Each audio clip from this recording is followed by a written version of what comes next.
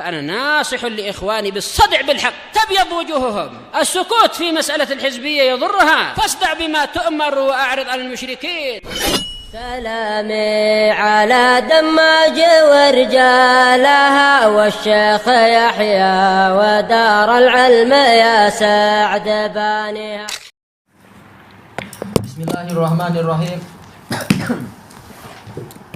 Qala Syekh Abdullah Al-Bassam rahimahullah, fa idza mata ghumidat ainah.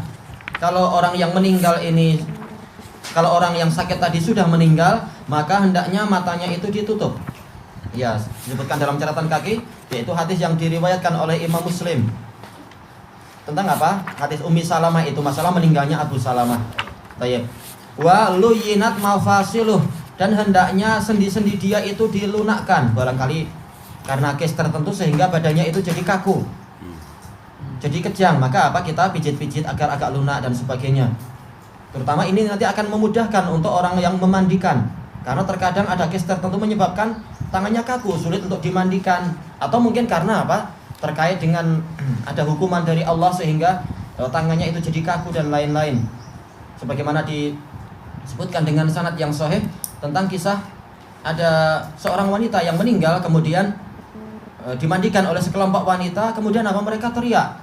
Ketika ada yang masuk tanya ada apa, katanya wanita ini aneh, setiap kali tangannya itu kita lunakkan, tangannya balik lagi menutup sebagian anggota badannya. Terus menerus, setiap kali kami pindah untuk kami mandikan, tangannya balik lagi kaku. Nah, kemudian ditanyakan pada keluarganya apa yang dia perbuat, dikatakan gini-gini, yaitu sebagian aib. Baik, dan semua itu mungkin. Tapi intinya adalah apa? Kita lunakkan bagian-bagian yang kaku tadi agar ketika dimandikan itu mudah. Qal wa usri'a bi tajhizih, dan hendaknya disegerakan untuk diselenggarakan, yaitu diselesaikan masalah pemakamannya. Kalau dia adalah orang yang soleh, maka memang disunahkan untuk segera membawa dia ke makam dia, untuk segera mendapatkan nikmat kubur dan seterusnya. Adapun kalau dia orang yang tidak soleh, maka dia adalah sejelek-jelek jenazah yang ada di samping kita, maka segera dia dipindahkan.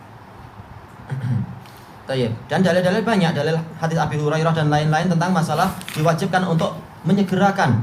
Kecuali kalau ada pesan barangkali dari keluarga yang agak jauh, minta tolonglah ditunda beberapa jam lagi, kami akan sampai sekarang. Nah, itu boleh, tapi jangan terlalu lama.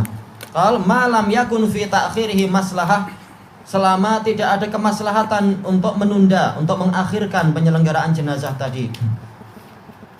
Wa taghsilul mayyit wa takfinuhu wa hamluhu, memandikan jenazah, mengkafani jenazah, dan juga apa, memikul jenazah, wassalatu alaih, menyolatinya, wa dafnuh, dan juga memakamkannya, furudu kifayah, dia adalah fardu kifayah. Bagaimana itu? Idza qama biha man yakfi. Nah, ini adalah definisi yang lebih baik. Apabila telah dikerjakan oleh orang yang mencukupi, tasqutu anil baqin, dia akan gugur kewajiban tadi dari orang-orang yang lain. Bakia jadi apa? Jadi yang sisanya jadi sunnah, mustahab. Yang mengerjakan yang lain dapat pahala mustahab. Baik, ini definisi yang lebih bagus daripada definisi sebagian fuqaha. Apa itu? Idza qama bihi al-ba'd, kalau sudah dikerjakan sebagian orang, tasqutu anil baqin, akan gugur dari yang lain. Kenapa? Sebagian ini belum tentu cukup. Makanya dijelaskan oleh Syekh Ahmad An-Najmi rahimahullah, kalau sekedar sebagian ini tidak cukup selama kenyataannya apa? Kewajiban itu masih belum cukup untuk ditunaikan. Masih menjadi dosa bagi orang lain kalau yang mengerjakan tadi orangnya belum cukup. Harus sampai orangnya itu cukup. Makanya kalau sekedar ba'at, 1 atau 2 orang ini nggak cukup untuk apa? Memandikan, mengkafani, juga apa, sekaligus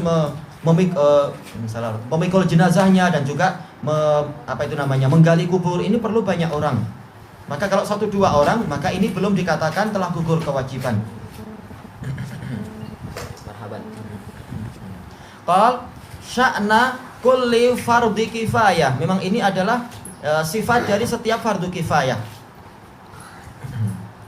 Dan yang menjalankan fardu kifayah, maka dia nilainya lebih agung daripada yang lain-lain. Karena apa? Dia telah menyelamatkan umat dari dosa-dosa yang banyak, sebagaimana dijelaskan oleh Al-Juwaini, dan juga Al-Juwaini dalam kitab apa itu? Ghiyasul Ummah, itu kitab yang sangat bagus. Fa in turik, kalau ternyata perkara tadi itu ditinggalkan, saral ismu alaman alimahalah wa qadara ala dzalik. Maka jadilah dosa itu dipikul orang yang mengetahui kondisi orang tadi dan dia mampu untuk itu. Summa tarakah, dia mampu untuk mengerjakan tapi dia meninggalkan itu. Nah, di sini ada isyarat bahwasanya apa? Kewajiban itu dipikul oleh apa itu? Oleh dua syarat. Kewajiban itu akan terjadi kalau apa? Terpenuhi dua syarat. Yang pertama ilm, yang kedua adalah qudrah. Sebagaimana dijelaskan oleh Imam As-Sun'ani di dalam apa? Tathhirul I'tiqad. Yaitu apa? Kalau seseorang mampu cuma dia tidak tahu ada case itu, maka dia tidak dosa.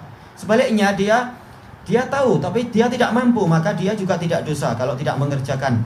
Tapi kalau dia itu tahu ada case itu dan dia mampu mengurusi, ternyata dia tidak menjalankan, maka dia berdosa. Jadi syaratnya adalah ilmu dan qudrah, adanya ilmu dan adanya kemampuan. Wa sifatus sholati alaihi arba'u takbirat. Bentuk sholat kepada jenazah adalah 4 takbir. Ini salah satu cara dan ini yang paling terkenal. Ba'dal ula al-fatihah. Setelah rakaat yang pertama, setelah takbir yang pertama adalah al-fatihah. Wa ba'da tsaniyah as-sholatu ala nabi sallallahu alaihi wasallam. Setelah takbir yang kedua adalah bersolawat kepada Nabi sallallahu alaihi wasallam. Wa ba'da tsalisah, setelah takbir yang ketiga ad-du'a ulil mayyit. Terserah doa yang mana yang kita inginkan, tapi yang terbaik adalah yang dicontohkan Rasulullah. Yang paling diberkahi, paling banyak pahala dan paling besar itunya kemungkinan dikabulkan. Walaupun doa yang lain boleh, karena Rasulullah tidak mewajibkan doa tertentu. Wa ba'da ar-rabi'ah saktatun latifah summa as-salam. Setelah takbir yang keempat, diam sejenak kemudian salam. Kebanyakan ulama mengatakan boleh kita mendoakan dengan doa-doa yang lain, dan ini yang dirojihkan di para masyayikh dan ya, rakaat yang keempat boleh kita doa apa saja yang baik-baik. Kenapa? Karena tidak ada amalan, tidak ada apa itu istilahnya rukun yang tersia-sia, yang kosong. Itu yang sunnah. Kalaupun dia diam tidak dosa, karena Rasulullah tidak mewajibkan sesuatu memang dalam masalah itu.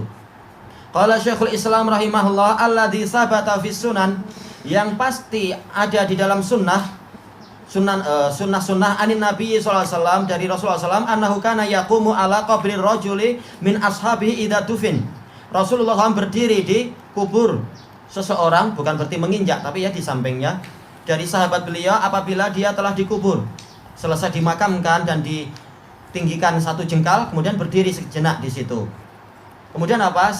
Yaqul, Rasulullah bersabda, salulahu tathbit, mohonkan untuk dia pengokohan, fa innahul an yus'al, karena sekarang dia sedang ditanya. Baik, hadis siapa itu? Hani Maula Utsman bin Affan, dari Utsman bin Affan. Baik, dan hadisnya diriwayatkan oleh Abu Dawud dan hadisnya sahih, Abu Dawud dan lain-lain. Tayyib. Waqad sabata annal maqbura yus'al wa yumtahan, dan telah pasti bahwasanya orang yang dikubur itu nanti akan ditanya dan akan diuji. Dalilnya banyak, hadisnya mutawatir. Wa annahu yu'maru bidu'a ilah, dan dia diperintahkan, dan bahwasanya umat ini diperintahkan untuk mendoakan kebaikan bagi orang yang meninggal tadi. Tayyib. Apakah nanti akan dibahas masalah? Baik, nanti akan dibahas insyaallah sedikit demi sedikit. Ini tadi saya hanya menjelaskan apa garis besarnya dulu. Nanti akan dilewati sedikit demi sedikit. Wallahu a'lam.